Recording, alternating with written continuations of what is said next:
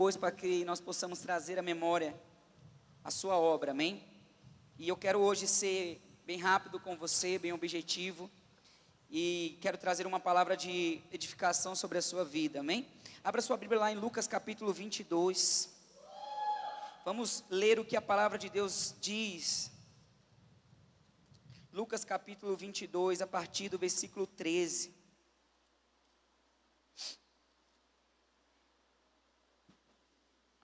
Se você conseguiu abrir comigo, abra sua Bíblia no seu celular, sua Bíblia física. A gente também tem aqui no nosso projetor. O pessoal que está assistindo em casa, acredito que estão acompanhando também. E eu quero que você leia com bastante atenção o que Deus está falando aqui. No versículo 13, ele fala o seguinte: eles foram e acharam tudo como Jesus lhes havia dito. Então prepararam a Páscoa. Chegada a hora, pôs-se Jesus à mesa. Fala assim: pôs-se Jesus à mesa. Grifa esse negócio aí, essa frase aí. Pôs-se Jesus à mesa. E com ele os apóstolos. Versículo 15. Disse-lhes: desejei muito comer convosco esta Páscoa, antes do meu sofrimento. Jesus está falando com os discípulos, é a última vez em que Jesus ele senta à mesa com os discípulos. Ele fala assim: pois vos digo que não mais comerei até que se cumpra no reino de Deus.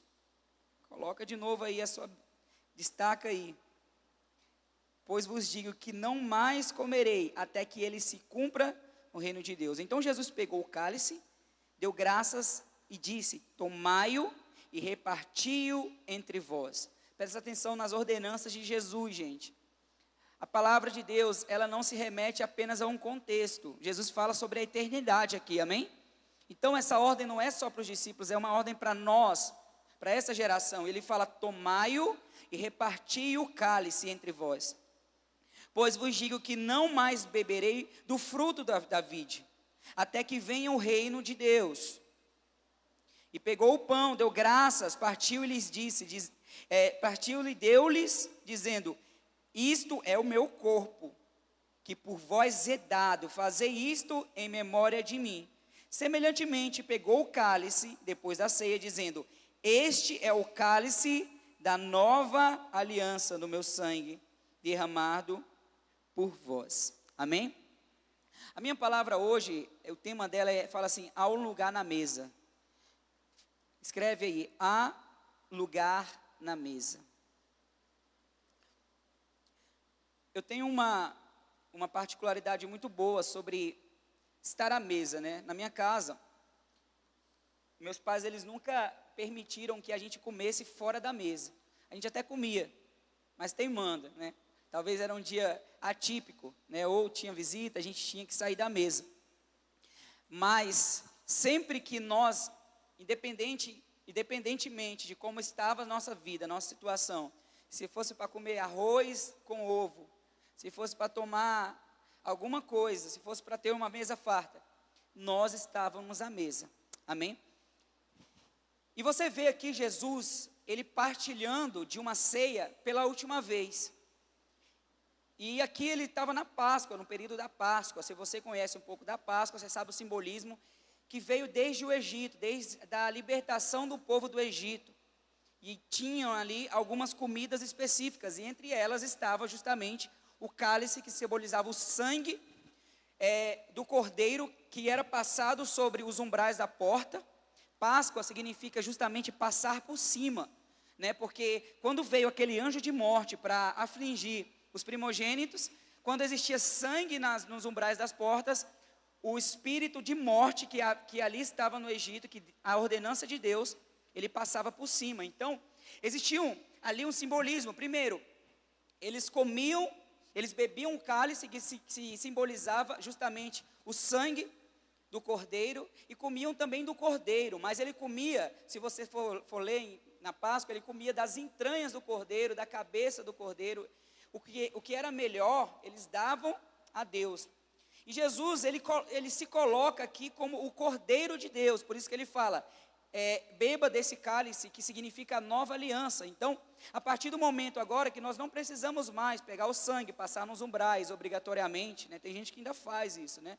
Mas a nova aliança que ele fala, o cálice da nova aliança, simboliza que através agora de um Cordeiro Santo, Jesus Cristo, o Cordeiro de Deus, nós fomos justificados dos nossos pecados, dos nossos erros, e a morte não tem mais poder sobre as nossas vidas. Então, se o espírito de morte que estava sobre nós, que era a nossa condenação pelo pecado, quando ela vem sobre nós, que ela vê o sangue do Cordeiro em nós, ela passa por cima. Quem crê nisso, diga amém. Por isso que o nosso Deus, ele vive, porque a morte não conseguiu vencê-lo. E se nós morremos com ele, nós também ressuscitamos com Cristo. Amém? Mas é importante porque ele estava usando aquele momento de Páscoa, onde os cordeiros eram mortos e sacrificados, para justamente falar o que iria acontecer com ele. Então ele falou, olha gente, vocês sabem como que é a tradição religiosa, a tradição judaica, então preparem para mim uma ceia especial. E aí, naquele dia, os discípulos, apóstolos, né, escolhidos por Jesus, prepararam uma ceia. E aí Jesus deu ali alguns ensinamentos, tanto do sangue como do corpo. Mas eu não vou me ater justamente ao simbolismo da ceia, mas ao que significa estar na mesa. Porque Jesus, ele foi aquele homem que foi chamado pelos fariseus de glutão, de esfomeado. E diz que crente gosta muito de comer, não é verdade? As pessoas falam, crente não bebe, mas come muito. Jesus, ele foi muitas vezes categorizado pelos fariseus como um glutão, como um bêbado, um beberrão. Por quê? Porque Jesus era aquele homem que ele comia em todas as mesas. Ele foi aquele homem que comeu com o publicano, que chamou o publicano, que fez um convite para o publicano para comer na casa do publicano. Então, se você for ler, eu estava dando uma estudada para esse sermão de hoje, e na Bíblia, 30% do ministério de Jesus Cristo, ele foi organizado nas mesas. Ele aconteceu em ceias, era no casamento, era na casa de Lázaro, de Marta, né, e Maria, era na casa de publicanos, era na casa de centurião. Jesus era aquele homem que ele gostava de comer mesmo. Né, ele gostava de ter aquele momento de comunhão, porque estar na mesa é justamente você ter comunhão. E isso era uma estranheza para os judeus, porque o judeu, ele não tem o costume de chamar pessoas que ele não tem intimidade para comer na mesa. Vocês estão entendendo, sim ou não? Então, Jesus, ele teve a mesa, o simbolismo da mesa, teve um papel relevante no ministério de Jesus. O momento da mesa é importante. E hoje eu vou trazer para vocês algumas passagens sobre justamente Jesus, ele estando na mesa em algum momento do seu ministério, e o que ele quis ensinar com isso. Mas primeiro nós temos que entender que os discípulos, eles entenderam muito bem a questão de estar na mesa. Porque em Atos 2, a partir do versículo 42, fala que eles, os discípulos, logo depois que eles receberam o Espírito Santo de Deus, existia uma coisa que eles faziam constantemente, que era se dedicar ao ensino dos apóstolos e à comunhão, ao partir do pão e às orações. Lá no versículo 42 vai falar sobre isso. No versículo 44 e 46 do capítulo 2 de Atos, vai falar que todos os dias eles continuavam a se reunir no pátio do templo, e ali eles partiam pão em suas casas. Então existia comunhão entre a igreja primitiva. Era importante isso. Por quê? Porque o partir do pão, a comunhão, ela simbolizava o partilhar, simbolizava um encorajamento mútuo dessas pessoas, porque vocês sabem que esses homens começaram a ser perseguidos por aquilo que eles começaram a pregar. Então, o momento da mesa era um momento de encorajamento dos discípulos e dos apóstolos. Vocês estão entendendo? Diga amém. Por quê? Porque no momento da mesa era um momento onde existia motivação, onde existia troca de experiências, porque eles estavam cumprindo uma missão que talvez eles não iriam voltar dessa missão. Por isso que era importante eles estarem muito bem alinhados com os apóstolos, com a igreja, com os primeiros cristãos. E o que representa a mesa na Bíblia? Primeiro, a mesa, ela representa provisão. Fala assim, provisão. Você vai sentar na mesa, o que você vai fazer, meu irmão? Você vai comer, não é verdade? Ninguém senta na mesa e fica olhando, a não ser que você fique no home office, né? Mas a mesa da cozinha ali é lugar de comer. Tem gente que gosta de comer em pé, né? Eu gosto de sentar e comer. Então, toda vez que você vê comida, é provisão, amém? E você senta na mesa para comer. A segunda coisa que a mesa representa é comunhão. Fala assim, comunhão. É importante nós termos comunhão. A terceira coisa que a mesa representa são lembranças. Na verdade, você senta lá no Natal, você prepara a mesa de Natal, a ceia de Natal. Vocês sentam à mesa e a tia começa a falar de você quando era criança, o avô, começa a lembrar das experiências antigas, das situações, dos acontecimentos que tiveram na família. Então, a mesa é um lugar de lembranças, não é verdade? Outra coisa, a mesa, ela é um lugar de instrução. Quantas vezes o sentar na mesa não foi um lugar onde nós fomos instruídos pelos nossos líderes, pastores, pelos nossos pais, pelos nossos tios, avós? Sempre é um lugar. Deuteronômio no versículo 6, de 4 a 8, fala assim: converse sobre eles quando estiver sentado em casa. Logicamente que esse sentado é a mesa. Isso simboliza que o momento da refeição também é um momento propício para falar de coisas espirituais, para dar instruções e ensinamentos à família. Por isso que é importante a família estar reunida, amém? Outra coisa, a mesa também é um lugar de orientação. Ué, pastor, mas por quê? Na mesa, a gente pode conversar com os nossos filhos, com os nossos pais, sobre, primeiro, o valor da refeição.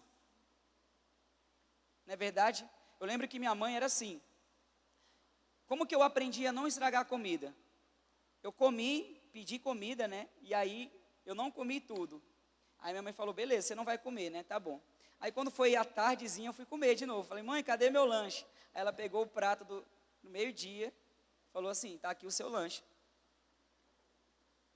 Aqui está o seu lanche. Por quê, mãe? Mas cadê o meu pão? Não, você pediu comida, você vai comer. Você tem que aprender a não estragar a comida. Então a mesa foi um lugar que eu fui orientado. Amém? Então eu nunca mais enchi meu prato para estragar. Então a mesa é um lugar onde existe ali, onde os pais eles falam sobre o valor de uma boa refeição. Eles orientam sobre o que é importante comer.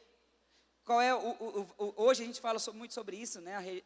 Essa nova geração fitness, né? A gente fala muito, né, sobre, isso aqui tem mais fibra, isso aqui é mais carboidrato, né? Então, hoje você meio que instrui, come esse negócio, menina, né? Come vegetal, a gente sempre meio que obriga, né, o menino a comer. A mesa também, além de ser um lugar de orientação, também é um lugar de compartilhamento. Amém? Quantas vezes na mesa você não chorou? Você não chegou e falou, estou cansado, estou triste, estou desmotivado. Jesus, ele compartilhou com os discípulos os seus sofrimentos e as suas dores na mesa. Então a mesa é um lugar de compartilhamento, não só de dores, mas também de compartilhar experiências, de compartilhar o pão. Então, a mesa, ela simboliza esse lugar de provisão, de comunhão, de lembranças, de instrução, de orientação, de compartilhamento. Por isso é importante, família, você juntar e comer na mesa. Desliga a televisão, desliga o WhatsApp, o Instagram, e senta na mesa e olha olho a olho e conversa, nem que for para comer um pouquinho. Mas sente a mesa é um lugar importante da família. Quantos estão entendendo aqui, diga amém. E aqui eu vou falar sobre alguns simbolismos de mesa que Jesus ele compartilhou. Primeiro, vamos lá no Mateus capítulo 22, um pouquinho atrás de Lucas. Mateus capítulo 22, a partir do versículo 1.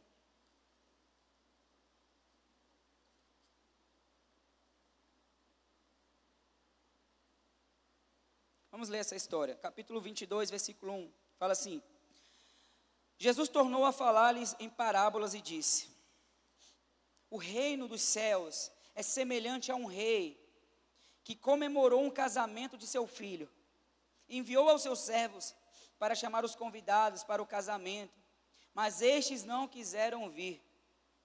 Depois enviou outros servos recomendando: dizei aos convidados que já preparei o jantar, a mesa está pronta, gente.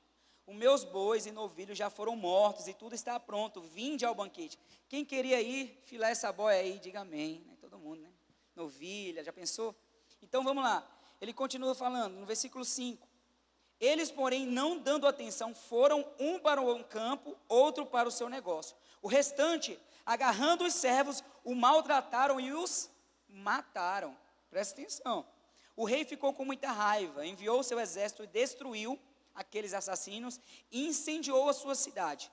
Então disse aos servos: o banquete, na verdade, está preparado, mas os convidados não eram dignos. Ide às esquinas, convidai para o banquete todos o que encontrardes. E saindo os servos pelos caminhos, ajuntaram todos quantos encontraram, tanto maus como bons. E a sala do banquete se encheu de quê? De convidados. Quando, porém, o rei entrou para ver os convidados, notou ali um homem que não estava vestido com roupas de núpcias. Perguntou-lhe: amigo, como encontrastes aqui sem roupas e sem núpcias, entrastes aqui sem roupas nupciais? Ele ficou calado. Disse o rei aos seus servos: amarrai os pés e as mãos, lançai-o para fora nas trevas, onde há choro e ranger de dentes. Pois muitos são chamados, mas poucos são o quê? Escolhidos. É meio macabro nessa história, meio diferente, né? Jesus, ele gostava de falar sobre o reino de Deus em parábolas. Mas o que Jesus está falando aqui, gente? Vamos lá. Vamos contextualizar para o que nós estamos vivendo hoje. A primeira surpresa desse rei nessa parábola foi que as pessoas recusaram o seu convite. Como assim? Porque, gente, a gente não vive aqui hoje uma monarquia no Brasil. Então aqui a gente chama o presidente de vagabundo, de safado, sem vergonha, e está tudo bem, né? Numa monarquia, se você falar um negócio desse, você está morto. Você está entendendo? Porque numa monarquia, nada do que tem é seu, é do rei. Se o rei chegar na sua casa e falar: essa casa é minha, você tem que sair fora. Vocês estão entendendo? Então, se você recebe um convite do rei, você não vai recusar o convite. Você não pode recusar o convite. Porque não é uma opção, é uma ordem. Vocês estão entendendo, sim ou não? E Jesus fala: o reino de Deus é como o rei que convidou, que preparou um banquete para o seu filho, para o príncipe. E aí o que aconteceu? Os convidados, eles não quiseram ir. Um foi para a sua terra, outro foi mexer com seus negócios. Então, a primeira parte dessa parábola, nós vemos um Deus de juízo. Ontem eu estava falando aqui com o Overdose, com alguns adolescentes, sobre a obra de Deus. Jesus, ele não veio para condenar. João, no capítulo 3, quando Jesus fala com Nicodemos, sobre o novo nascimento, Jesus fala o seguinte: o Filho do homem, o Filho de Deus, não veio para condenar. A Bíblia fala que não há condenação para aqueles que estão em Cristo Jesus. O que condena é a lei. O que nos penaliza é a lei. E eu usei algo muito claro. Por exemplo, a lei te fala que você não pode, né, o código de trânsito, ele fala que você não pode infringir, por exemplo, passar no sinal vermelho. Então, se, por exemplo, você está ali, você passa no sinal vermelho, o DMTU chega e ele te mostra a lei. Ele fala: olha, a lei fala que você não pode passar no sinal vermelho. Ele te mostra a sua infração. E ele te mostra o resultado da sua infração. A sua infração foi uma infração grave. E dentro disso você vai ser penalizado com tantos pontos na carteira e tantos reais no seu CPF. E aí chega a conta. A lei mostra o seu erro e a lei te dá a penalidade. Vocês estão entendendo? O que Jesus faz por nós? Jesus, ele não infringe a lei. Jesus, ele cumpre a lei nele. Então ele chega e fala: o pastor Abraão foi irresponsável, ele passou no sinal vermelho, mas é o seguinte, eu sei qual é a penalidade dele. Então, os pontos que ele vai perder na carteira, tira da minha. E o dinheiro que ele vai ter que pagar, cobra de mim. Porque Jesus dentro da sua obra, ele não infringe a lei do Senhor. Jesus, ele cumpre a lei. Então, nesse primeiro momento, o rei, ele se manifesta como aquele que penaliza as pessoas. Por quê? Porque além de fugir, de não obedecer uma ordem do rei, o que acontece? Deus, ele se manifesta com juízo. Então ele fala, vá atrás. Por que eles não vieram? E aí o que aconteceu? Deus manda servos, o rei manda servos, essas pessoas maltratam os servos e ainda matam os servos. E existe uma penalidade sobre aqueles que matam. Então o rei vai lá, queima as casas, mata essas pessoas. Isso simboliza um Deus de juízo, um Deus que cumpre a lei. Mas existe a segunda parte dessa parábola. Jesus está falando de um banquete, mas presta atenção. As coisas que Jesus fala, gente, são parábolas, para que a gente possa entender a sua obra. Então ele fala o seguinte, olha, eu me manifesto com juízo sobre aqueles que não ouvem e que não atentam à sua voz. Porque, gente, Jesus, Deus aqui, ele não está se mostrando um Deus aquele Deus do chicote, mas existem muitas pessoas hoje que não querem se achegar a Deus. A mesa está pronta, o banquete está preparado, a obra está pronta, mas as pessoas estão preocupadas com seus próprios negócios, com as suas próprias preocupações. Por isso que muitos são chamados e poucos são escolhidos. Porque nós estamos em uma geração onde Deus chama as pessoas, onde Deus se manifesta com favor para as pessoas, mas existe o quê? Rejeição. Jesus aqui está falando para os fariseus, porque Jesus veio para os judeus e estes o rejeitaram. Vocês estão entendendo sim ou não? Amém? Então, Deus se manifesta com juízo sobre aqueles que o rejeitam. Essa é a penalidade da lei sobre aqueles que rejeitam. Mas a segunda coisa, Deus, ele se manifesta como um pai misericordioso, como Deus misericordioso. Por quê? Esse mesmo homem que chamou, que fez uma lista de convidados e chamou as pessoas importantes, as pessoas que tinham ali intimidade, que eram pessoas que ele iria receber, pessoas importantes. Este mesmo homem falou, o banquete está pronto, a gente vai fazer o banquete, a gente vai fazer a festa, mas o seguinte, agora eu não quero que você selecione mais, você vai sair nas ruas e você vai sair chamando qualquer um que você vê na frente, homens bons e homens maus, e aqui se simboliza a nova aliança de Deus. Por quê?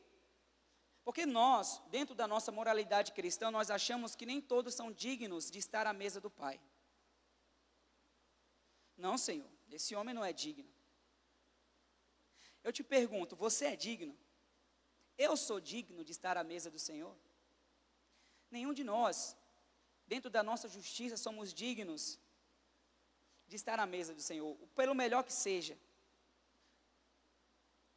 Então a manifestação de Deus fala que, essa segunda parte da parábola fala sobre uma manifestação de um Deus que se manifesta com graça. Um Deus que não olha, que não seleciona. É um Deus que não está preocupado com quem vai chegar. O que Ele está preocupado é em alimentar, em receber bem essas pessoas à mesa. Vocês estão entendendo aqui? Diga amém.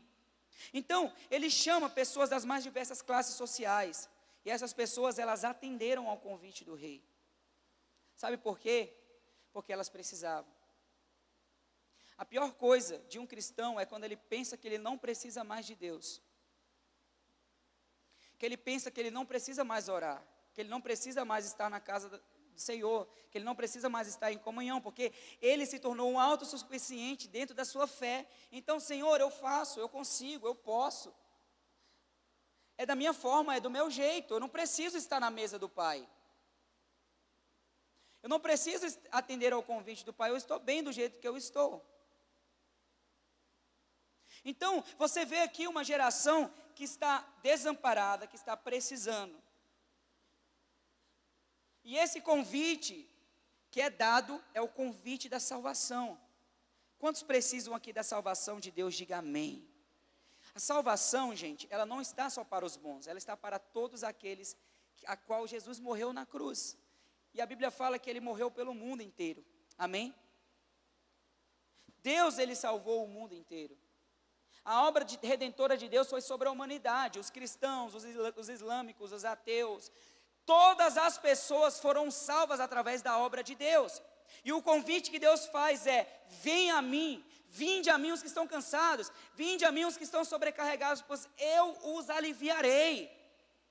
Ele faz o convite a nós, a todos aqueles que estão oprimidos. E o rei aqui simboliza a manifestação de Jesus sobre a humanidade, porque Jesus, ele não fez a acepção das pessoas. Pessoas boas, pessoas más estavam dentro do salão. Qualquer um que atendeu o convite entrou na festa. Gente, Jesus veio para os judeus, mas a palavra fala que nós fomos enxertados através da graça de Deus na sua obra. Quantos são gratos por isso? Diga amém.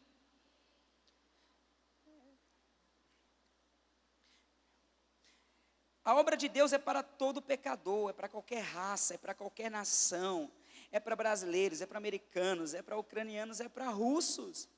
A graça de Deus se manifestou sobre a humanidade, e todos estão convidados a estar na mesa do Pai.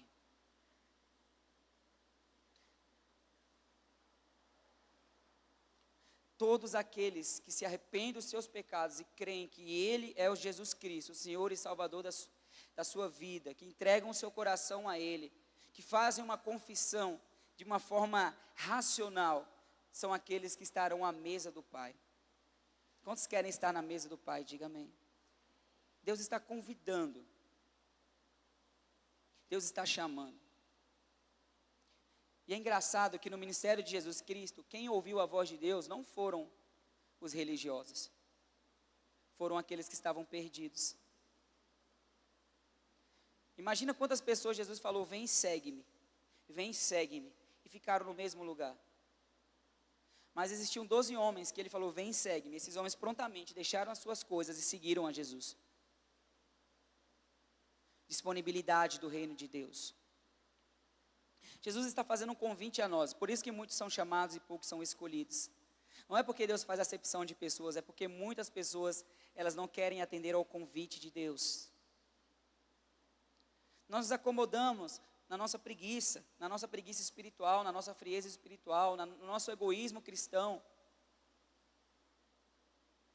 Por quê? Porque achamos que não precisamos estar na mesa do Pai. Então, esse primeiro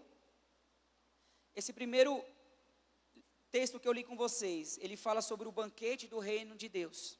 Porque Jesus fala: o reino de Deus é como um rei que preparou um banquete, que fez uma festa. Existe um lugar preparado para você. Quem crê nisso, diga amém. Existe uma cadeirinha lá com seu nome. Esse aqui, ó, o Abraão Castilho. Está aqui, ó, pedação de picanha mal passado, né? Sangrando, gostoso, né? Está aqui, está preparado. Quem quer comer da picanha dos céus, diga amém. Eu quero, meu irmão. Imagina, aquele Angus, né? Aquele negócio gostoso, aquela coisa que você nunca vai comer aqui na terra. Deus tem preparado um lugar maravilhoso para você. O que eu tenho que fazer, pastor? Ouça o convite, atenda ao convite. Seja aquele que atenda ao chamado. Então o Deus que preparou o banquete, ele se revela como um Deus do juízo, mas também se revela como o Deus da graça. Porque todos fomos chamados a estar na mesa do Pai. Quem crê nisso, diga amém. Segunda coisa que eu quero ler com você, falando sobre, eu não vou ler, eu só vou citar, né? Eu já falei algumas semanas atrás sobre isso, sobre a primeira multiplicação dos pães. Jesus, ele mostra na prática como que é o banquete do reino dos céus. Porque, gente, Jesus chega, eu li com vocês algumas semanas atrás, ele chega e ele está cansado da viagem. Ele está vários dias cansado e ele fala assim: gente, vamos deixar um pouco a multidão porque eu estou cansado e vamos comer um peixe assado na brasa, gostoso, vamos ir para o outro lado do mar e vamos comer um peixe? E aí os discípulos falam, vamos, Senhor. Né? Quem não quer comer um peixe com Jesus? Eles vão chegar lá do outro lado, a multidão acompanha eles. E aí Jesus começa, mesmo cansado, ele fala, a Bíblia fala que ele olha essas pessoas e se compadecem, porque eles veem pessoas como ovelhas sem pastor, como pessoas desamparadas pela religião, desamparadas pelo Estado. Talvez é a nossa realidade hoje, não é? É a nossa realidade hoje. Gente, não muda, os tempos eles passam, e a coisa ela continua, é como se fosse um ciclo vicioso. As coisas não mudam. Então você vê um povo aqui, que estava na mão de um homem chamado Herodes.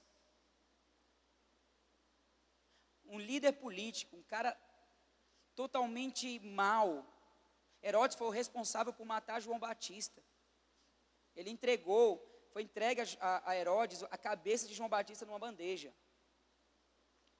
E aí, o que Herodes fazia? Ele falava, gente, vamos fazer um banquetão, comida, vamos ostentar. E aí coloca a música de ostentação, chama a galera, e aí ele chamava as pessoas mais importantes.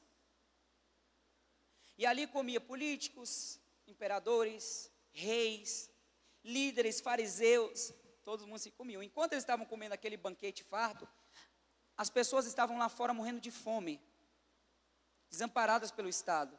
Não acontece isso hoje, graças a Deus, né? No nosso Brasil, né? Não acontece isso. Eu vi um dia desse um político, ele comeu uma carne que o corte era R$1.500. Muito, né? A gente só queria comer de vez em quando um churrasco, não é verdade? Que a gente não consegue. E aí, Herodes falava que a ceia de Herodes era conhecida como a ceia da morte. Porque enquanto ele se alimentava e estragava a comida, as pessoas estavam morrendo de fome. E Jesus encontra 5.000 pessoas morrendo de fome. Desamparadas pelo Estado, desamparadas pela religião. Porque, gente, a igreja judaica, ela tinha dinheiro, você sabia disso? Não era uma igreja pobre. 5.000 pessoas desamparadas. Jesus olha para elas e fala, os discípulos falam, e aí Jesus, vamos despedir esse pessoal, porque é muita gente, não é verdade? E vamos preparar um lanchinho para a gente, tem um menino aqui que tem 5 pães, tem 2 peixes, eu acho que dá para a gente separar, a gente fazer um frito e vamos comer. Jesus fala, não, como que a gente vai deixar as pessoas com fome? Porque no reino de Deus é diferente, no reino de Deus há fartura, quem crê nisso, diga amém. No reino de Deus há provisão. E como é que eu vou despedir um povo, sendo que eu sou a representação viva do reino de Deus? Aí Jesus fala, não vamos alimentar ele. Aí os discípulos, meu Deus do céu, como assim? Quem aqui hoje conseguiria alimentar 5.000 pessoas com seu salário? Levanta a mão. Quero ser seu amigo. Quero comer na sua mesa. Quem conseguiria? Aí começou, né, fazer os cálculos. Jesus, não bate, Jesus. Não bate, o negócio não bate, vai ser caro. Aumentou o preço do peixe, o pão vai aumentar, o trigo vai aumentar. Não tem, Jesus, não tem lógica. Jesus falou assim, não se preocupa não, porque quem vai dar de comer para eles são vocês. Aí que o negócio começou, né? Ali Filipe começou a ficar preocupado, começou a calcular de novo, falou, Senhor, não dá certo, não bate o cálculo, não vai dar. Jesus falou assim, gente, vocês são pessoas de pequena fé. Vocês olham as coisas por olhos naturais, eu olho por olhos sobrenaturais. Quem crê que Deus vai dar multiplicação sobre você, diga amém. Porque, gente, no reino de Deus há abundância. Aí Jesus fala, não fique preocupado, eu não sou Herodes. Eu sou Jesus Cristo, o Rei dos Reis, o Filho de Deus. E aonde o Filho de Deus está, há abundância. Vamos multiplicar os pães? Vamos. Divida os pães e os peixes nesses cestos. Levantou os cestos, orou, quando baixou, começou a multiplicar. E eles pegavam os cestos e as coisas não acabavam. E não pegavam e acabavam, e não acabavam. Que negócio é esse que não acaba? Sabe por quê? Porque essa é a realidade do reino de Deus.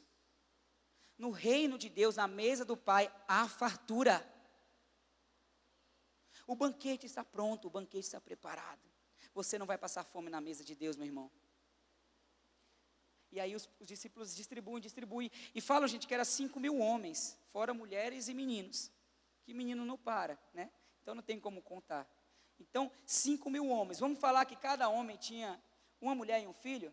Quantas pessoas iriam ser? 15.000 pessoas, não é verdade? 5.000, mais 5.000 mulheres, mais 5.000 filhos. Mas judeu tem 12 filhos. Então, Jesus, ele alimenta uma multidão. Porque no reino de Deus há abundância. Na mesa do Pai existe pão, existe alimento. E ali eles distribuem os pães, ainda sobra 12 cestos cheios. E os discípulos, ó, vamos comer, vamos comer, vamos comer, vamos comer, vamos comer. Deus, ele se manifesta com provisão. A obra de Jesus era movida por um outro paradigma. Não era um paradigma político onde o rei comia bem e onde os súditos comiam nada, onde as pessoas estavam passando fome. A riqueza de um reino, gente, não está no rei. A riqueza de um reino está no seu povo. Por que o Reino Unido ainda é o maior reino que existe na Terra? Porque quem mora no Reino Unido tem condição de vida. No dia que as pessoas no Reino Unido passar fome, eles matam a princesa Isabel. Vocês estão entendendo? Porque enquanto o reino for próspero, as pessoas se subjugam. Por isso que os reinos, eles acabam. Mas o reino dos céus, ele é eterno. Sabe por quê? Porque na eternidade existe abundância de pão sobre você. Quem crê nisso, diga amém. Existe provisão. Nunca se acaba. A obra de Jesus, ela não era movida por um paradigma político existencial. A mesa do Senhor, ela não está posta apenas para alguns, ela está posta para todos. Uma mesa em que todos comem e se fartam é um monumento de honra a uma sociedade. É um sinal de que essa sociedade, em relação aos seus governantes, alcançou um estado de reconciliação. Quem dera se nós tivéssemos um estado dessa forma aqui no Brasil, onde governantes e onde o povo tivesse uma vida digna. Essa não é a realidade do mundo que vivemos, mas essa é a realidade dos céus, meus irmãos. Essa é a realidade do reino de Deus. Existe uma mesa abundante posta para que você possa comer. Jesus fala: vem, vem, vem, eu te escolho, vem. E o que a gente faz? Não, quero passar fome. Quero comer da força do meu próprio braço, quero viver da minha forma. Jesus te chama hoje. A segunda coisa que eu falo com você hoje é sobre a comunhão da partilha. Lucas capítulo 14, versículo 7. Vamos ler comigo, bem rápido. Lucas 14, 7.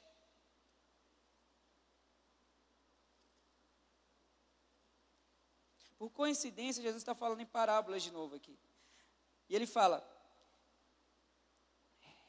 reparando como escolhiam os primeiros assentos, propôs essa parábola. Jesus, ele é chamado para comer na casa dos fariseus, tá?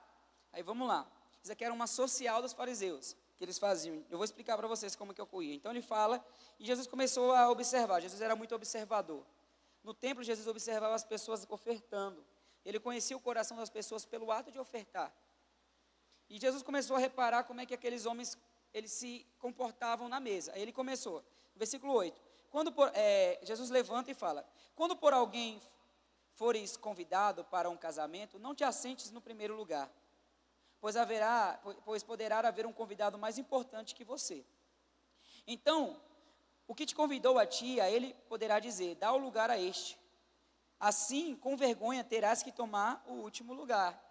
Então Jesus está falando: não sente no primeiro lugar, porque pode chegar uma pessoa mais importante que por você que estava reservado aquele lugar, aí o cara vai falar para você sair fora e sentar lá no último lugar, e você vai passar vergonha. Aí ele continua falando: mas quando fores convidados, vai, assenta-te no último lugar. Eu acho que é isso que o povo gosta aqui na igreja, né? Todo mundo senta mais lá atrás. Mas vamos continuar. Para que quando vier o que te convidou te diga: amigo, venha a um lugar mais importante, então tu terás honra diante dos que estiverem contigo à mesa. Pois qualquer que a si mesmo se exaltar será humilhado, e aquele que a si mesmo se humilhar será o quê? Exaltado. Então Jesus disse ao que tinha convidado: quando deres um jantar ou uma ceia, não convides os teus amigos. Como assim, Jesus? Nem os teus parentes, nem os vizinhos ricos, para que não aconteça que também eles te tornem a convidar e sejas retribuído. Quando, porém, deres um banquete, convida os pobres, os aleijados, os mancos e os cegos, e serás bem-aventurado, embora não lhes tenha com que te retribuir, compensado serás na ressurreição dos justos. Quantos creem nisso, diga amém. Eu quero perguntar para você, quem nessa semana você colocou dentro da sua casa, desconhecido para comer? Alguém fez isso?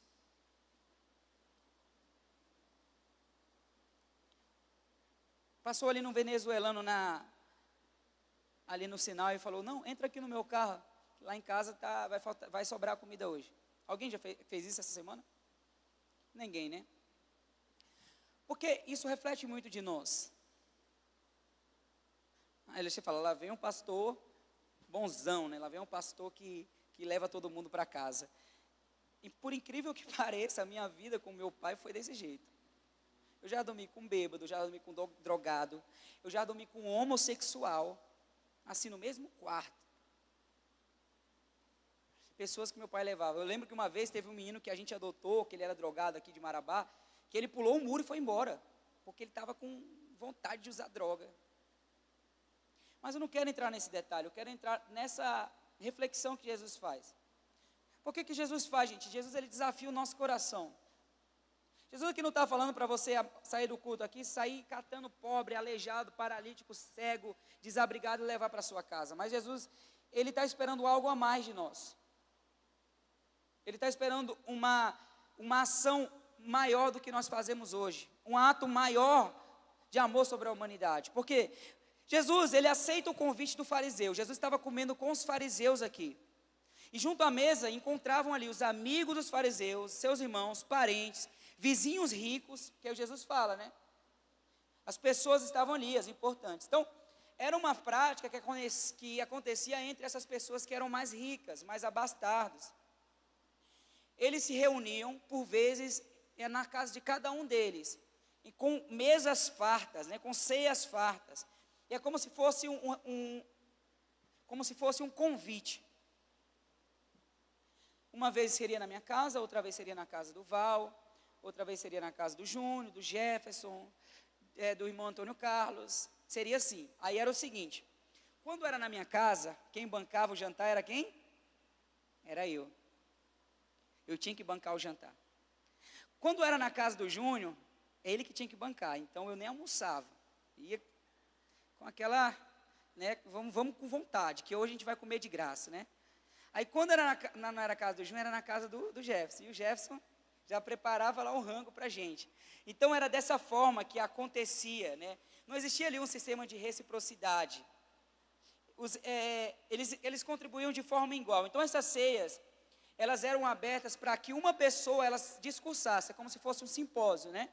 Então eu vou convidar e nesse dia o Val vai trazer uma palavra, ele vai trazer uma reflexão. Aí o Val se levantava. E nesse dia eles escolheram errado, porque eles escolheram logo quem? Jesus Cristo para falar.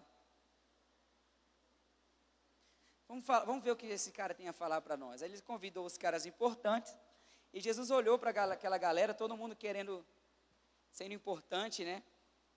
Aí Jesus deu um ensinamento para eles. Por quê? Porque Jesus estava num contexto que ele não via lá fora. Poxa, Jesus saiu de uma realidade onde ele teve que alimentar 5.000 pessoas. Que ele viu 5.000 pessoas morrendo de fome. E aí ele chega numa realidade onde as pessoas estão ali comendo bem. Jesus olha e fala assim: não é normal isso. Não é o que está acontecendo. Então, nós vemos aqui que nesse tipo de hospitalidade, em cada um chega, né, era escolhido para pagar uma vez. Na verdade, ninguém desembolsava aquilo, nada além do que gastaria consigo mesmo. No fundo, cada um paga a sua própria despesa. Eu não sei se vocês já viram, mas eu vi isso em uma empresa que eu trabalhei, que eles faziam assim, eles juntavam, acho que 12 pessoas, eram tipo assim, e cada uma recebia um mês, em caixinhas, quem já viu isso no trabalho? Então, tipo assim, todo mundo dava R$ 150 no mês. Aí, no mês de janeiro, quem recebia os R$ 150 de todo mundo era o pastor Abraão. Aí, nos outros meses, eu que dava. Então, era como se eu economizasse os 11 meses e recebesse naquele mês, né? Porque os 11 meses eu vou estar contribuindo, e no final desses 11 meses, no 12º, eu que vou receber. Então, na verdade, ninguém tira dinheiro de ninguém, você recebe o seu próprio dinheiro. Eu não sei se vocês estão entendendo, é mais ou menos isso que acontecia. Ninguém ali estava preocupado em, de fato, contribuir. Eles só contribuíam, sabe por quê? Porque em outro momento ele foi na casa do cara e comeu de graça. Então é tipo como se ele tivesse uma obrigação de pagar, era a vez dele de pagar. Ele era o pagador da vez, não é verdade? E Jesus, ele começou a entender isso, falou, rapaz, isso está estranho. Aí Jesus dá primeiro momento, Jesus fala, ó, cara, quando você for convidar, não convida só os seus amigos, não. Não convida só as pessoas que você está devendo, não. Convida também os pobres. Convida os aleijados. Convida aqueles que estão precisando de comida, sem querer uma recompensa, sem querer ir um dia na casa dele também comer bem. Porque, gente, deixa eu falar uma coisa, é muito fácil você fazer algo querendo uma recompensa. É muito fácil você fazer algo porque você é obrigado a fazer. Porque, ai meu Deus, eu tenho que pagar, porque o pastor paga outra vez, eu tenho que pagar. A gente sempre quer viver esse tipo de coisa. Então a gente chega na casa de Deus, a gente dizima, porque senão Deus não vai nos abençoar. A gente oferta porque senão Deus não vai. E se a gente não receber, eu não creio mais nesse Deus. Eu amaldiçoo esse Deus e morro. Quantas pessoas na igreja deixaram de servir a Deus porque não foram recompensadas por Deus? Quantas vezes o seu coração foi tentado a deixar a presença de Deus porque existe algo que você fez para Deus querendo receber e Deus não te deu? Alguém já viveu isso na sua vida? Eu já vivi. Eu já vivi. Por quê? Porque nós queremos entrar na presença de Deus ou fazer a obra de Deus sempre querendo algo em troca. Eu te dou, Deus, eu te dou e você me dá 10 vezes mais. Eu ajudo o meu irmão e também sou ajudado. Jesus fala, olha gente, é o seguinte, está errado. Está errado. Porque se vocês estão fazendo o banquete querendo receber algo em troca, isso não é o banquete. Isso não é o reino de Deus. Vocês estão entendendo? Quem crê nisso que diga amém. Então Deus, ele começa a nos desafiar como cristãos.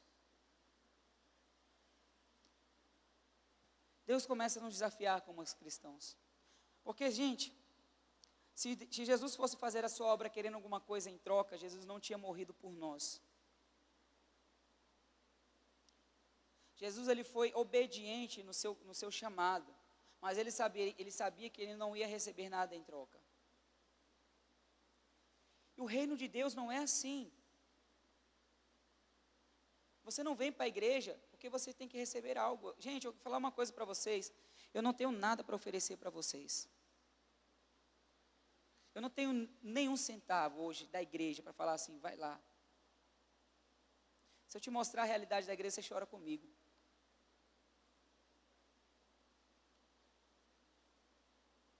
Por quê?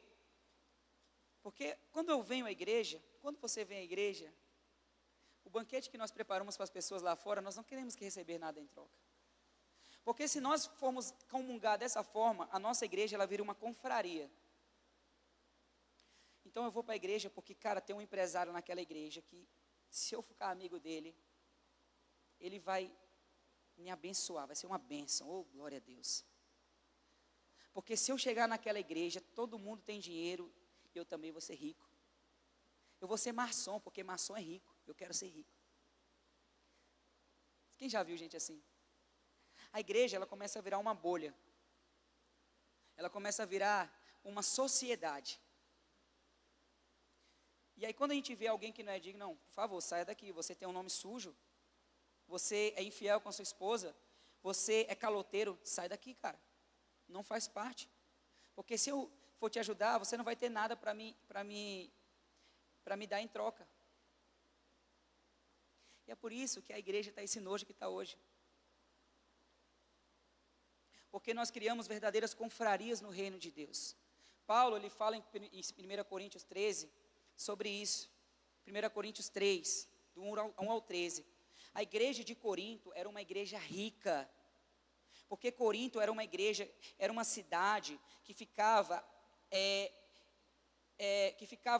onde tinha ali, né, navegação, ficava na beira do mar. Então, existia muito dinheiro, a cidade tinha muito dinheiro, uma cidade que tinha exportação.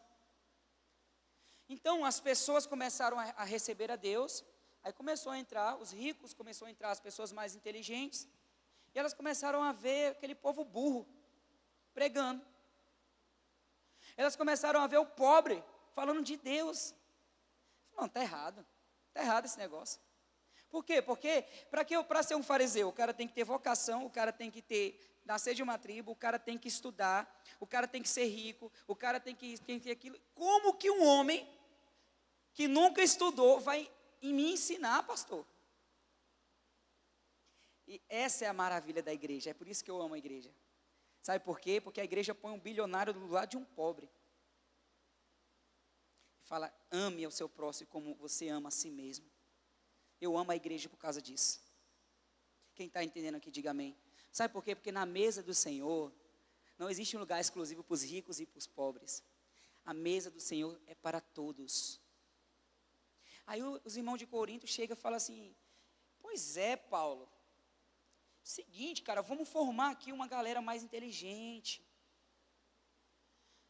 né, mais inteligente, vamos deixar essa galera mais burrinha de lado. Paulo fala, vocês estão ficando louco.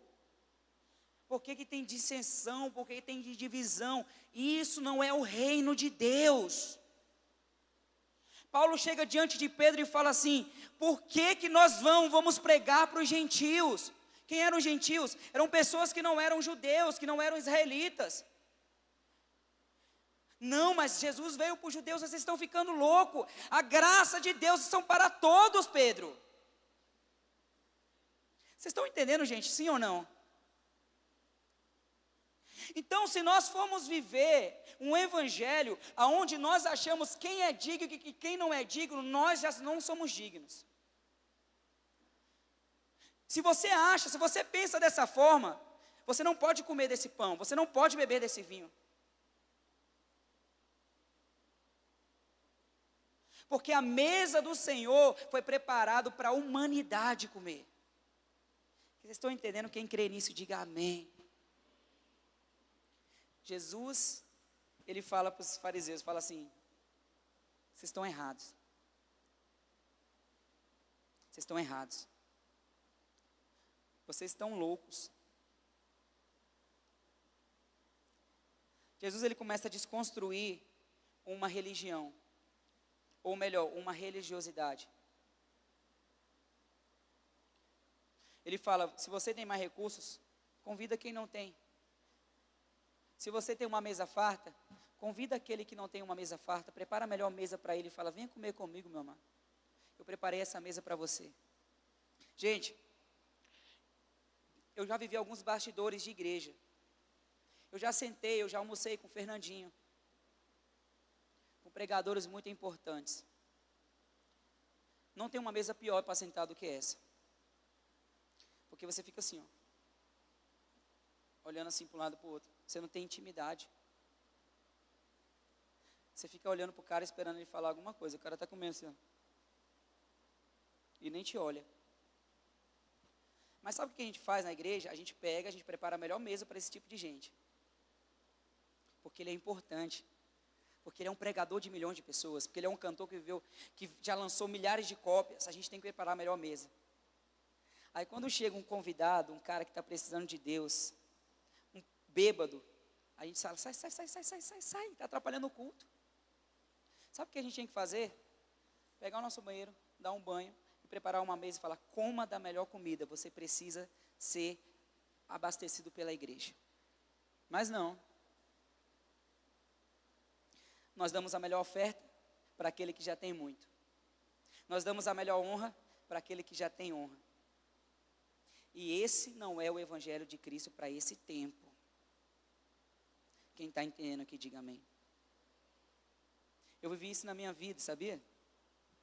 Eu já comi melhor quando o bispo morava aqui. Eu já comi em mesas mais fartas quando o bispo morava aqui. Que é o bispo. Eu entendo, é o bispo.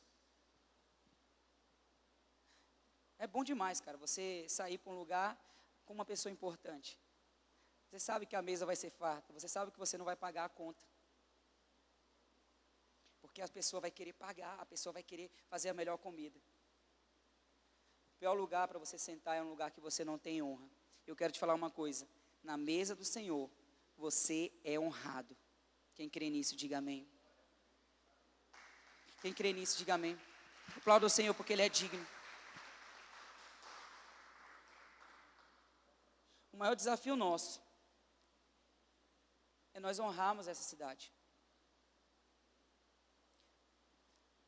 Esses dias um produtor de uma grande banda, que foi uma grande banda no Brasil,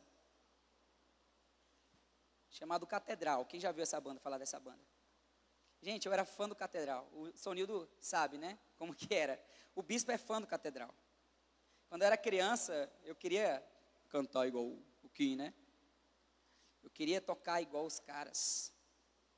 E eu lembro que uma vez, eu era criança, e aí estava passando, eu começando a ler, eu falei, Catedral hoje. Fiquei louco, quero assistir o show do Catedral. Uma vez em São de Parauapebas, a gente veio assistir um show do Catedral aqui no SESI. Não é verdade? Aí eu vim assistir com meu pai, foi muito bom, a gente saiu de Parauapebas, louco o Catedral. Aí aconteceu, o Catedral ficou muito famoso, aí eles falaram, gente, ó, o mundo gospel é muito pequeno para nós, mas vamos ser seculares agora. E aí ganharam muito dinheiro, né? Aí um dia desses, o produtor do Catedral me ligou e falou assim, tomara que ele tenha assistido isso, né? Ele falou assim, oi pastor, tudo bem? Tudo bem, aqui é o fulano de tal, eu sou produtor do Kim, do Catedral. Aí eu, nossa, o Kim, né? Pois é, pastor, nós queremos fechar uma parceria na sua igreja, para trazer o Catedral aí na sua igreja. Aí eu falei assim, meu Deus, o Catedral. Aí eu falei assim, gente, eu sou de uma igreja onde a gente não conseguiu ainda terminar a nossa obra, terminar a salinha das crianças. O que eu vou fazer com Catedral na minha igreja, meu irmão? Eu não consegui honrar os meus irmãos, a minha igreja, eu não consigo receber os filhos dos membros bem. Por que eu vou receber o Catedral na minha igreja? Falei, meu irmão, muito obrigado. Eu sou louco a conhecer o Catedral, mas não é o momento. Quem está entendendo aqui, diga amém. Porque a minha prioridade hoje como pastor é alimentar aqueles que precisam. A pessoa vem, canta um dia, ganha o salário dela e vai embora. Tem pessoas que chegaram hoje na igreja 4h45 da tarde. Eu fui um deles. A gente saiu antes do culto. Sabe quanto que eu vou dar de cachê para esse pessoal? Nem um centavo. E sexta-feira eles vão ter que estar aqui 7h30 para ensaiar de novo. Eu não vou dar nem um centavo para eles. Eu queria dar, mas eu não consigo dar. Mas quando eu tiver a oportunidade de honrá-los, eu vou honrar de todo o meu coração.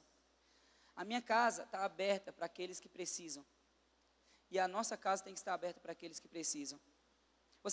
Quem tem uma área na sua casa, uma área boa, por que você não tem uma célula na sua casa? Você tem a condição de conseguir fazer uma célula de 3 pessoas na sua casa e alimentá-las bem? Faça uma célula.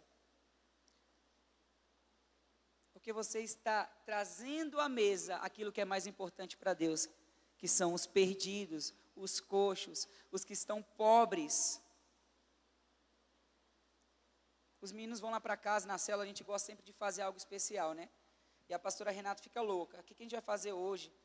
Vamos fazer sanduíche natural, uma torta, uma lasanha. E a gente tem que preparar, no Universidade da Vida aqui de manhã, a gente prepara uma mesa. Por quê? Porque a gente vai receber gente, tem gente que vai na nossa célula, que vai comer aquilo dali. Que vai ser o último alimento dela. Um dia desse a gente recebeu uma pessoa lá, a filha dela não queria ir embora. Por quê? Porque a gente preparou o quarto da Antonella com todos os brinquedos. Porque eu quero receber a filha dessa pessoa como a minha filha é recebida por mim. Porque o reino de Deus fala que se eu quiser fazer algo em troca, eu não sou digno de estar na mesa do Senhor. Então hoje, se você tem uma oportunidade de fazer algo a Deus, o Senhor te convida a estar na mesa. Quem crê nisso, diga amém. Jefferson, Júnior, vem aqui. Traga a cadeira de vocês. Cadeira, senta aqui na mesa comigo. Traz uma mesa para mim. Essa mesa foi feita pelo Sonildo, pela dona Elza. Todos os dias, o segundo domingo do mês, eles preparam a mesa. O Sonildo, ele faz... Pode. Ele prepara aí o pão, eles preparam essa mesa. A mesa do Senhor é a mesa da comunhão. Senta.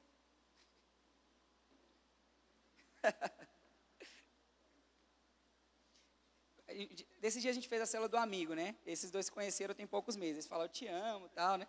Eles têm muita intimidade. Fizeram aquele script, né? Quando eu recebo eles, me dá uma cadeira lá, por favor. Quando eu recebo eles na minha mesa, eu sirvo a mesa para eles. Vocês estão entendendo? Eu sirvo a mesa. E eu sirvo a mesa, eu sento na mesa. Mano, pega um pão, por favor. Quer um pão? Você quer o vinho? Bebe aqui do cálice. Pode beber.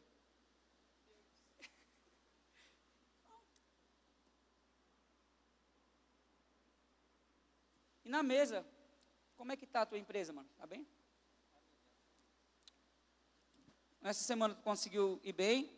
Como é que está o aumento da gasolina para ti que é empresário? Eu fiquei preocupado, mas sabia que Deus está no controle. E não afetou nada, graças a Deus. Essa semana que entra a gente já está... desculpa. E nessa semana eu consegui preencher toda semana, graças a Deus. E tu, Jefferson, conseguiu o aumento dos professores aqui na cidade? Como é que está o negócio, o blog? Jefferson é professor, tá, gente? Ainda não teve aumento. O aumento geral, né? Que é do piso. Mas, individualmente, esse ano aumentou minha carga horária. Eu tenho esperança.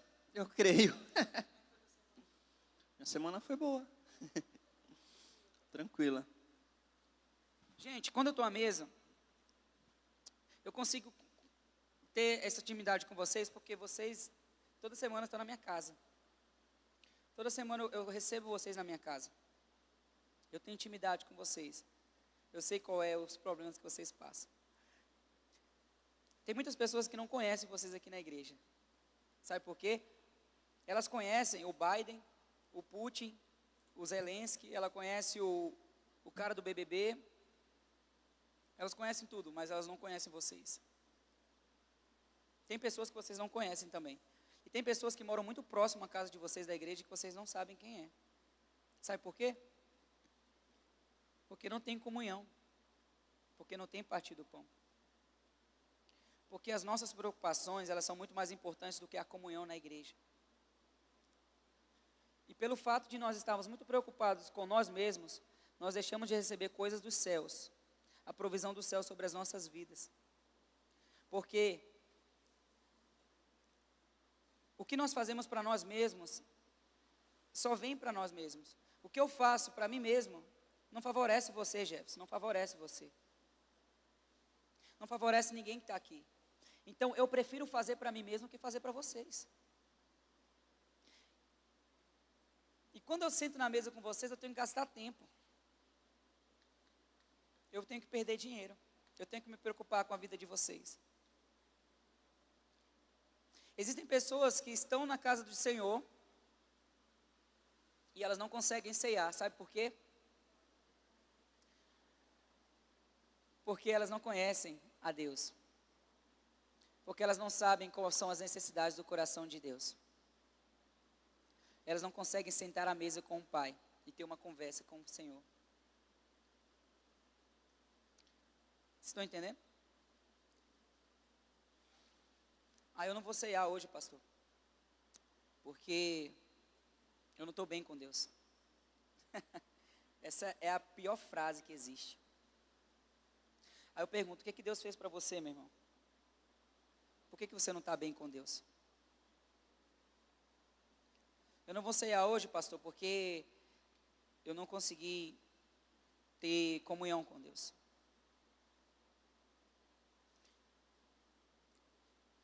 Então, qual é o convite de Deus para nós? Reparta o pão. Reparta o pão. Eu quero que o diácono, a diaconisa Elisete e o diácono Antônio Carlos venham aqui.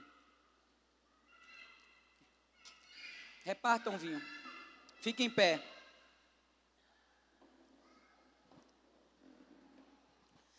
O convite de Deus para essa geração é que nós possamos sentar à mesa, amém? E compartilhar aquilo que Ele tem nos dado.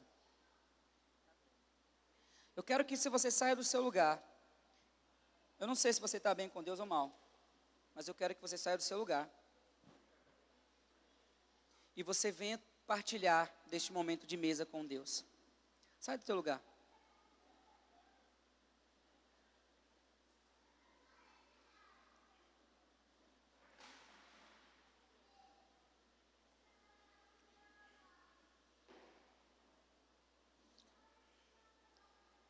Sai do teu lugar. Pastor, eu não estou bem. Sai do teu lugar. Esse lugar, ele foi preparado para você, meu irmão. Não foi para quem é digno ou quem não é digno. E eu quero que você faça esse exercício, não com a sua família hoje, mas que você procure alguém que você talvez não conheça, ou que talvez você tenha muito tempo que não veja. Esse é o meu desafio. Desapega um pouco da sua esposa, da sua família. Se você é convidado, se você é membro da igreja, procure um convidado. Mas eu quero que você reparta o pão com um irmão que você talvez não conheça. Sai do teu lugar, sai da sua zona de conforto nesse dia. Procure alguém que você talvez não conheça. Hoje, enquanto nós adoramos, por favor, meus irmãos, eu faço um pedido para vocês. Esse é um exercício que eu estou fazendo com a igreja. Sai do teu lugar neste momento.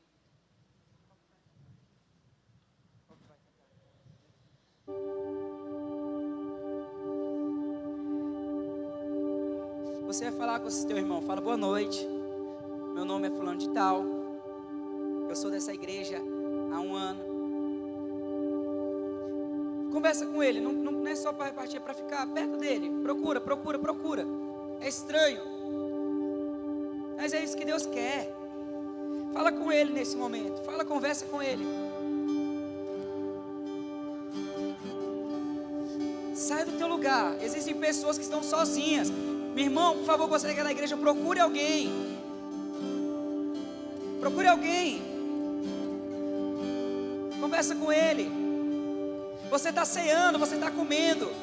Você está em uma festa que foi preparada pelo Deus. Já estou crucificado. Sai do teu lugar agora e começa a conversar, começa a falar. Com Cristo, agora vivo, não mais eu. Vivo Fala mais com ele, conversa. Já estou crucificado com Cristo, agora vivo, não mais eu. Adora com ele, diga. Já estou crucificado com Cristo, agora vivo, não mais eu. Cristo vive em mim. Aleluia. Declare com Ele, diga. Cristo vive em mim. Aleluia. Conversa com Ele. Cristo Adore com Ele. O Espírito Santo está neste lugar. Ele prepara uma mesa para você. Cristo vive em mim. Aleluia. Cristo vive em mim. Aleluia. Já estou crucificado com Cristo. Agora vivo, não mais eu. Vivo mais eu. Já estou crucificado com Cristo. Agora vivo, não mais eu. Cristo vive em mim. Cristo vive em mim. Aleluia. Cristo vive em mim. Nós vamos declarar nesse momento: Cristo vive em nós. Cristo vive em nós. Aleluia. Você pode declarar isso essa noite, diga. Cristo vive em mim. Aleluia. Mais forte, já estou crucificado com Cristo. Agora vivo, não mais eu. Já estou crucificado com Cristo. Agora vivo, não mais eu. Cristo vive em mim. Cristo vive em mim. Aleluia.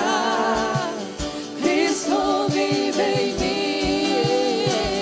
Aleluia. Cristo vive em mim. Aleluia. Cristo vive em mim. Aleluia. Glória a Deus. Ele vive em nós, amém? O interessante da ceia do Senhor é que Ele, quando Ele faz a ceia, Ele prepara a melhor ceia. Você sabia disso? Ele prepara a melhor ceia. Eu não sei como é que você veio a este culto hoje. Talvez você já entrou nesse lugar com vontade de ir embora. Isso é normal. Porque quando nós não sentimos parte de um lugar, a gente quer sair fora. Eu não sou parte desse lugar, eu venho porque é o jeito. Talvez é porque você daqui não se sinta amado. Talvez é porque ninguém fala com você. Você entra na igreja e você sai, você fala: como que eu vou ficar num lugar onde as pessoas elas não se importam comigo? Talvez você fale: o pastor nem falou comigo hoje. Que pastor, né? Cabeção. Talvez você entre neste lugar e fala: qual é o sentido de eu estar aqui? Qual é esse louvor barulhento? Essa igreja estranha? Qual é o sentido de eu estar aqui? Às vezes você não se sente parte desse lugar. Talvez você não veio hoje preparado para entregar o seu melhor a Deus. Você veio porque você tem que vir. Mas eu quero te falar uma coisa: é que Deus preparou o melhor para você hoje, amém? Deus preparou o melhor para você hoje. Sabe qual era o melhor de Deus? O seu filho. Não existia outra coisa mais valiosa. Deus faz esse teste com Abraão. Ele fala: Abraão, seguinte, não tem esse filho que você tanto ama? Pega esse seu filho, leva para o monte e mata ele, por amor a mim. Sabe o que Abraão fez? Vamos ali, Isaac. Vamos sacrificar. Pai, mas cadê o sacrifício? Abraão falou: não tem problema. Não fica preocupado com o que vai ser sacrificado. Deus vai prover, amém? E Abraão, ele sabendo de qual era o sacrifício, ele prepara o altar. Ele prepara o altar. Ele prepara o sacrifício que era Isaac. E naquele momento Abraão vai matar o que há de melhor nele, que é o seu filho. Abraão era um homem que tinha terras, era um homem que tinha gado, era um homem rico. Mas Abraão ali prova a Deus o seu amor e a sua fidelidade. Ele entrega o seu melhor a Deus, amém? O que Deus faz pela humanidade? Ele fala: o que eu tenho que fazer para provar o meu amor por essa humanidade? Já sei, eu vou entregar aquilo que eu mais amo, o meu próprio filho. Eu não sei qual é o sentimento que você tem quando alguém te fala isso, mas eu daria a minha vida pela minha filha. Quando Deus entrega o seu próprio filho por nós, Ele fala: eu te amo, eu tenho uma mesa preparada para você, eu te amo. Quando nós comemos o corpo, nós estamos comendo do melhor de Deus, meus amados, seu filho. Então, quando você vem a um culto como esse, quando você vem a uma comunhão como essa, você tem que vir com o seu coração preparado para o melhor de Deus para a sua vida. Quando você come do pão, você está comendo do sofrimento de Deus, do amor de Deus por você. Quando você bebe do vinho, você está comendo do melhor de Deus.